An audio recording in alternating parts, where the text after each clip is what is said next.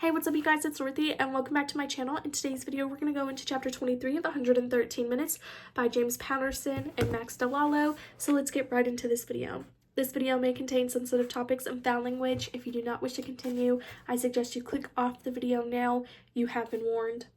4 minutes and 30 seconds. Consider each and every one of them heavily armed and willing to die. In Mason's almost 20 years with the FBI, he used that phrase to describe a group of suspects only a handful of times.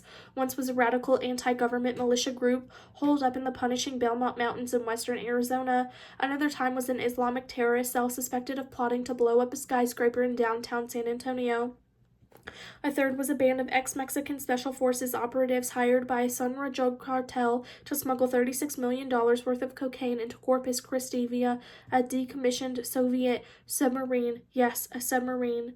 Now Mason was in dusty little Hobart, Texas, population just over 10,000, applying that label to a ragtag group of bank robbers and horse auction plunderers, not to mention suspected gun runners, drug dealers, and money launderers.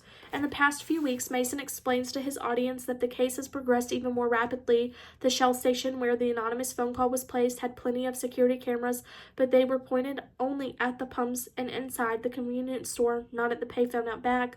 What's the damn point of even having them, Mason grumbled at hearing the news, if you can't see everything? Still, the cashier on duty that afternoon remembered the caller well and was able to provide a vivid description. A sketch was quickly distributed to the police stations, post offices, and local newspapers all around the region.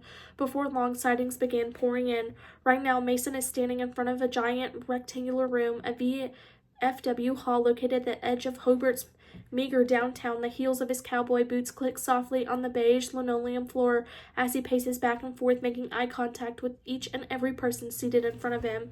The last time Mason held multi-agency briefings like this was in a crammed conference room in a rural police station near the Texas-Oklahoma border. Today, 4 times that number of agents, sheriffs, rangers, and officers are gathered around and can still all barely fit. But that's not the only difference. The briefing isn't solely informational, it's also tactical. We believe, Mason says, these suspects are based on a farm just a few miles from here, 2 or more, maybe blood relatives. On the white screen behind him projected a giant and scarily high-resolution aerial photograph of the rolling land in question, multiple acres of dirt and grass, a few scattered structures, including a small woodshed, a short driveway leading to a modest farmhouse. County records say they've owned the land for decades. Mason continues, generations even, and yet Mason nods at Special Agent Emma Rosenberg, a nerdy, high-strung analyst on loan from the Bureau's Forensic Accounting and Financial Crimes Unit, basically a CPA with a badge and gun. She simply blinks at Mason, confused, a deer in the headlights, until she realizes he wants her to speak. Yes, right, I apologize, Rosenberg says nervously, adjusting her chunky plastic-framed glasses. My investigation has concluded that in 12 of the past 16 fiscal quarters, following inspection of each punitive resident's agreed fiscal assets and gross incomes, having compared them against the estate's total liability, taxable and otherwise. I'll just spit it out, Agent Poindexter says good old Ranger Kim with a smirk.